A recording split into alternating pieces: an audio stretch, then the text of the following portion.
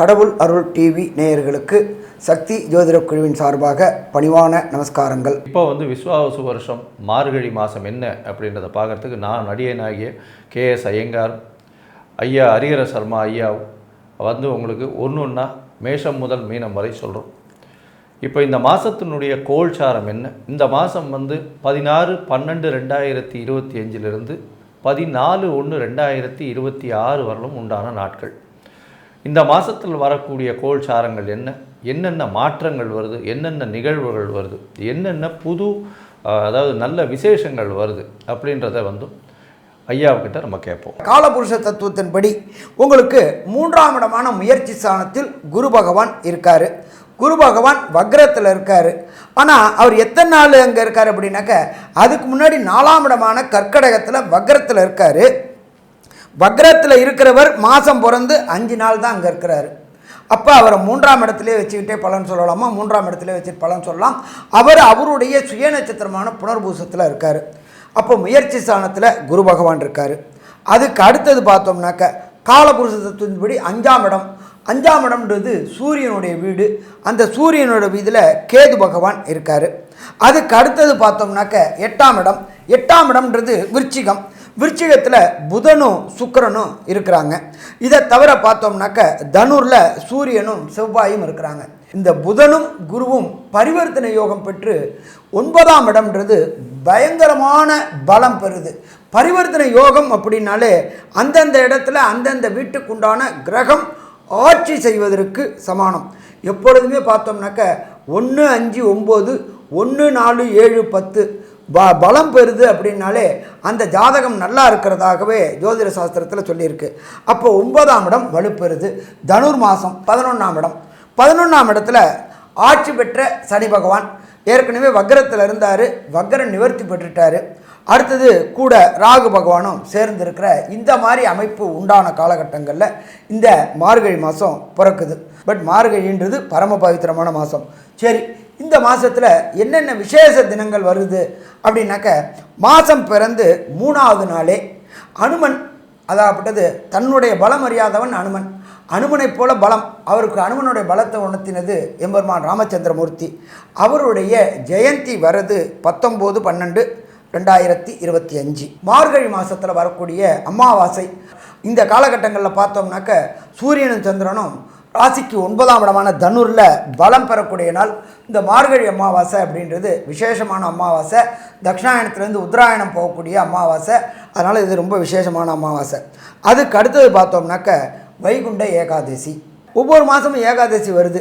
ஆனாலும் இந்த வைகுண்ட ஏகாதசி அப்படின்றது என்ன அப்படின்னாக்க, சுரன் என்கின்ற அசுரனை அழித்து வதம் செய்த நாள். எம்பெருமான் ஸ்ரீமன் நாராயணனை இந்த சுரண்ட அசுரர்கள் தேவர்களையும் இவங்களையும் வதம் செஞ்சுட்டு இருந்தாங்க. அவர்கிட்ட போய் கம்ப்ளைண்ட் பண்ண அவர் வெற்றி பெற்றுட்டு ரெஸ்ட் எடுத்துக்கிட்டு இருந்தார். ரெஸ்ட் எடுக்கும்போது அந்த சுரண்ட அசுரன் இவரை வாள் கொண்டு வெட்ட வந்தான். அப்போ உருவாகினது தான், அவருடைய உடல்லேருந்து உருவாக்கினது தான் ஏகாதசின்ற தேவதை. அந்த தேவதை அந்த அசுரனை வதம் பண்ணின நாள் அப்படின்றது வைகுண்ட ஏகாதசி. இந்த வைகுண்ட ஏகாதசி மார்கழி மாதத்தில் வர ஏகாதசி. இந்த ஏகாதசியை பொறுத்தளவுக்கு ஸ்ரீரங்கத்தில் பகல் 10 ரா 10 அப்படின்னு இருக்கும். 30 நாளைக்கு முன்னாடி 20ஆம் தேதியிலேருந்து 30ஆம் தேதி வரலும் பகல் 10ம், 30லேருந்து 8ஆம் தேதி வரலும் ரா 10ம்னு உற்சாகமாக இருக்கக்கூடிய நாள். அதே போல் திருப்பதி திருமலையில் சொர்க்கவாசல் திறக்கக்கூடிய நாள். இந்த சொர்க்கவாசல் திறக்கக்கூடியது 30ஆம் தேதி திறந்து 8ஆம் தேதி வரலும் திறந்திருக்கும். இந்த காலகட்டங்களில் வைணவ சமுதாயத்தை சேர்ந்தவங்க மட்டும் இல்லை, ஸ்மார்த்த சமுதாயத்தை சேர்ந்தவங்களும் பரமபத வாசல் போகணும்னு நினைக்கக்கூடிய அப்படி ஒரு அற்புதமான வைகுண்ட ஏகாதசி நாள். அதுக்கு அடுத்தது பார்த்தோம்னாக்க எம்பெருமான் நடராஜனுடைய ஆருத்ரா தரிசனம். திருவாதிரை அது பௌர்ணமியில் வரக்கூடிய ஆருத்ரா தரிசனம் சிதம்பரத்தில் ரொம்ப முக்கியமானது. இந்த ஆருத்ரா தரிசனம் எம்பெருமான் சிவபெருமான் காட்சி தந்த தரிசனம். அதுக்கு அடுத்தது பார்த்தோம் அப்படின்னு சொன்னாக்க கூடாரவள்ளி. இது 27ஆவது நாள் வரக்கூடியது. அதுக்கு அடுத்தது பார்த்தோம்னாக்க பழையன கழிதலும் புதியன புகுதலும் அப்படின்றது தமிழர்களுடைய மரபுலேயே உள்ளது. போகி பண்டிகை 14/1/2026 இதுதான் போகி பண்டிகை. அதோட தை பிறக்குது. ஸோ இப்படி ஏற்பட்ட வசந்த பரம பவித்திரமான மார்கழி மாதத்தில் ஒவ்வொரு ராசிக்கும் எப்படி எப்படி இருக்குன்னு பார்க்கலாமா? துலாம், சித்திரை, சுவாதி, விசாகம் இந்த 3 நட்சத்திரம் 9 பாதங்களை கொண்ட ராசி. ராசியின் அதிபதினு சொல்லக்கூடியவர் சுக்கிரன். உங்களுடைய ராசிநாதன் 3ஆம் இடத்தில் முயற்சிகள் எல்லாவற்றிலும் வெற்றி பெறக்கூடிய வாய்ப்புகள் நிச்சயமாக இருக்குது. உங்களுடைய ராசிக்கு பார்த்தீங்கன்னா 3ஆம் இடம் வலுப்பெறுறது. 4 கிரகங்கள் சூரியன், செவ்வாய், புதன் மற்றும் சுக்கிரன் சொல்லக்கூடிய மாத கிரகங்கள் எல்லாமே 3ஆம் இடத்துல போய் இருக்கிறது பெரிய விசேஷம். முயற்சிகள் அனைத்தும் வெற்றி பெறும். இளைய சகோதரர்களோட நல்ல ஒரு போக்குவரத்து, நல்ல ஒரு அண்டர்ஸ்டாண்டிங் இருக்கக்கூடிய, எடுத்த காரியங்கள் நிறைவேறக்கூடிய வாய்ப்பு. கலைத்துறையில் இருக்கிறவங்க, எழுத்து பணியில் இருக்கிறவங்களுக்கெல்லாம் நல்ல ஒரு விசேஷமான காலகட்டமாக அமைய போகிறது. புதுசாக உங்களுக்கு பார்த்திங்கன்னா உங்களுக்கு ஃபாலோவர்ஸ் அதிகமாவாங்க. நீங்கள் சொல்லக்கூடிய விஷயங்களை நிச்சயமாக சிரமத்தால் தொண்டு நிச்சயமாக கேட்கக்கூடிய மக்கள் இருப்பாங்க. உங்களுக்கு ஒரு ஐகானிக் லெவல்ஸ்ன்னு சொல்லக்கூடிய அதிகபட்சமான ஒரு உயரிய விருதுகள் கிடைக்கக்கூடிய காலகட்டமாக அமையும். இந்த துளாராசிக்காரர்களை பொறுத்தவரையிலும் பார்த்தீங்கன்னா உங்களுடைய ராசிக்கு 8ஆம் அதிபதினு சொல்லக்கூடியவர் உங்களுடைய ராசிநாதனே.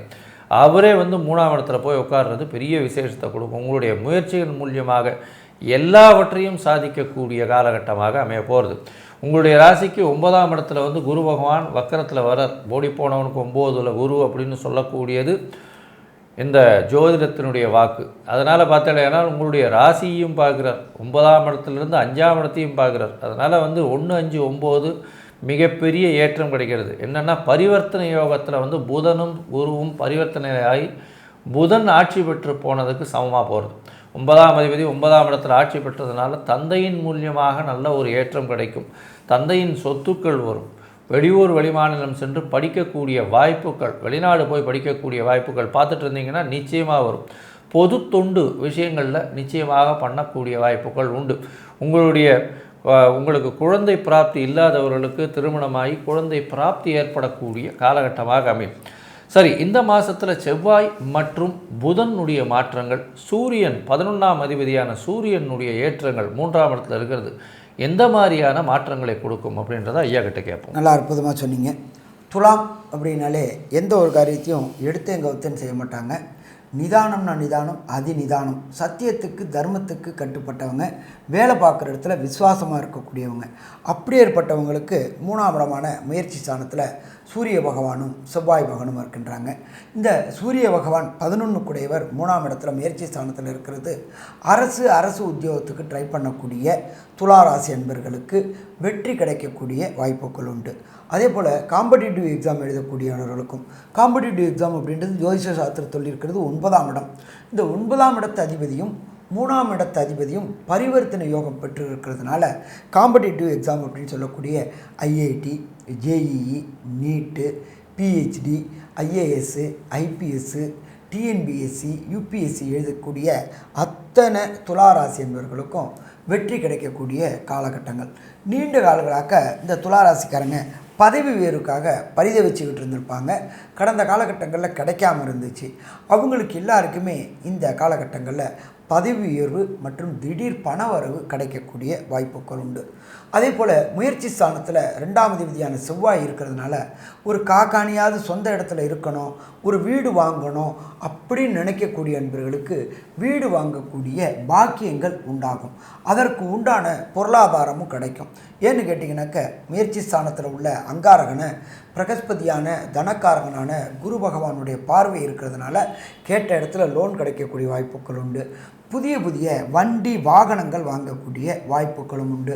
அதாவது வண்டி வாகனம் அப்படின்னாக்க சைக்கிள் வச்சுருக்கிறவங்க 2 வீலரும், 2 வீலர் வச்சுருக்கிறவங்க காரும், கார் வச்சுருக்கிறவங்க ஷேடன் கார் என்ற பிரம்மாண்டமான லேவிஷ் காரும் வாங்கக்கூடிய வாய்ப்புகள் உண்டு. அதே போல் அரசு பணியில் இருக்கக்கூடியவங்களுக்கு இந்த காலகட்டங்களில் புதிய ப்ரமோஷன்கள் கிடைக்கக்கூடிய வாய்ப்புகளும் உண்டு. ஸோ மொத்தத்தில் பார்த்தோம் அப்படின்னாக்க இந்த துளாராசி என்பவர்களுக்கு மார்கழி மாதம்ன்றது அற்புதமான மாதம்னு சொல்லலாம். இருந்தாலும் ஒரு சில நாட்களை தவிர்க்கக்கூடிய நாட்கள், அந்த ஒரு சில நாட்கள் தவிர்க்கக்கூடிய நாட்கள் அப்படின்றது சந்திராஷ்டம தினங்கள்னு பேர். அதாவது உங்களுடைய ஜனன சந்திரனுக்கு கோல்சாரத்தில் வரக்கூடிய சந்திரன் 8ஆம் இடத்துல மறையக்கூடிய காலகட்டங்கள். இந்த காலகட்டங்களில் நம்மளுடைய புத்தி பேதலிக்கக்கூடிய காலகட்டங்கள் உண்டு. அந்த காலகட்டங்களில் நாம் எடுக்கக்கூடிய முடிவுகள் தவறாக அமையக்கூடிய வாய்ப்புகள் உண்டு. அப்படி அந்த தவிர்க்கக்கூடிய நாட்கள் துளாராசிக்காரங்களுக்கு 31/12/2025 மற்றும் 1/1/2026 மற்றும் 2/1/2026 இந்த 3 நாளும் அதாகப்பட்டது இந்த வருஷத்தில் ஒரு நாளும் அடுத்த வருஷத்தில் 2 நாளும் சுபகாரியங்கள், வெளியூர், வெளிமாநிலம், வெளிநாடு முயற்சிகளை எடுக்கிறது தவிர்க்கிறது சிறந்தது. சரி, இப்போ இந்த துளாராசி என்பர்களுக்கு கிடைக்கக்கூடிய பலன்கள், தசாநாதன், புத்திநாதன், அந்தரநாதன், சூட்சமநாதன் பலன் கிடைக்கல அப்படின்னாக்க நீங்கள் வணங்க வேண்டிய பெருமான் அப்படின்ற பொறுத்தளவுக்கு கடலூரில் உள்ள தேவநாத பெருமான் அப்படின்னு பேர். அந்த தேவநாத பெருமாளை கண்டிப்பாக ஒரு ட்ரிப்பு ஏதாவது ஒரு வெள்ளிக்கிழமை அல்லது ஏதாவது ஒரு சனிக்கிழமை சென்று வணங்கிட்டு வாங்க. அதே போல் அந்த தேவநாத பெருமாளுக்கு இது பண்ணுங்கள், திருமஞ்சனம் பண்ணுங்கள். பண்ணினா வர பிரச்சனை, வந்த பிரச்சனை விலகும். சாமி எனக்கு கடலூர் போகிறதுக்கு வாய்ப்பு இல்லை அப்படின்னாக்கா இங்கே மரமலர் பக்கத்தில் சிங்கப்பெருமாள் கோயில் பக்கத்தில் செட்டி புண்ணியம் அப்படின்ற ஒரு இடம் இருக்குது. அங்கே உள்ளது ஹயக்ரீவர் கோயில். அந்த ஹயக்ரீவர் உள்ளது கொண்டு வந்ததே கடலூர் தேவதுலேருந்து தான் கொண்டு வந்தது. தேவநாத பெருமாள் கோயிலில் சட்டையர கோயில் 700 ஆண்டுகளுக்கு முன்னாடி ஸ்தாபனம் பண்ணது அந்த கோயில். அதுக்காவது போயிட்டு வாங்க. சாமி எனக்கு அதுக்கும் வாய்ப்பு இல்லை அப்படின்னா நீங்கள் இருக்கிற இடத்துக்கு பக்கத்தில் உள்ள ஏதாவது ஒரு பெருமாள் கோயிலுக்கு போயிட்டு அந்த பெருமாளுக்கு ஏதாவது ஒரு வெள்ளிக்கிழமை அல்லது சனிக்கிழமையில் திருமஞ்சனம் பண்ணுங்கள்.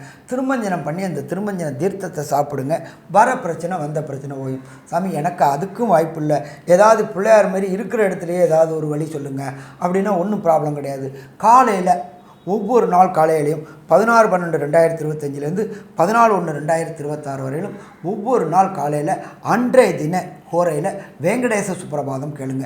மார்கழி அப்படின்னாலே எம்பெருமான் நாராயணனுக்கு உகந்த மாதம். அப்போ காலையில் எழுந்துச்சு விட்டு வேங்கடேச சுப்பிரபாதம் கேளுங்க. மாலை வேளையில் சூரியன் அஸ்தமனத்துக்கு முன்னாடி விஷ்ணு சகஸ்ரநாமம் கேளுங்க. இது 2 கேட்டாலும் ஒவ்வொரு பிரச்சனையும் கிராஜுவலாக கன்சிஸ்டண்ட்டாக விலகும். சரி, மொத்தத்தில் இந்த துலாம் ராசிக்கு இந்த மார்கழி மாதங்கள் என்ன நல்ல காரியம், என்ன கெட்ட காரியங்கள் செய்யுது அப்படின்றத கன்க்ளூஷனாக நம்மளுடைய KS ஐயங்கார் அவங்க சொல்லுவாங்க.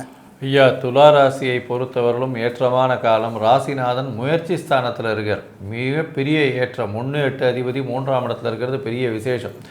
முயற்சிகள் அனைத்தும் கைகூடும். எழுத்துப் பணியில் இருக்கிறவங்களுக்கெல்லாம் பெரிய வெற்றியை கொடுக்கக்கூடிய காலகட்டம். குழந்தை பிராப்தி ஏற்படும். திருமணமாகி ரொம்ப நாளாக குழந்தை இல்லாதவங்களுக்கு குழந்தை பிராப்தி ஏற்படும்.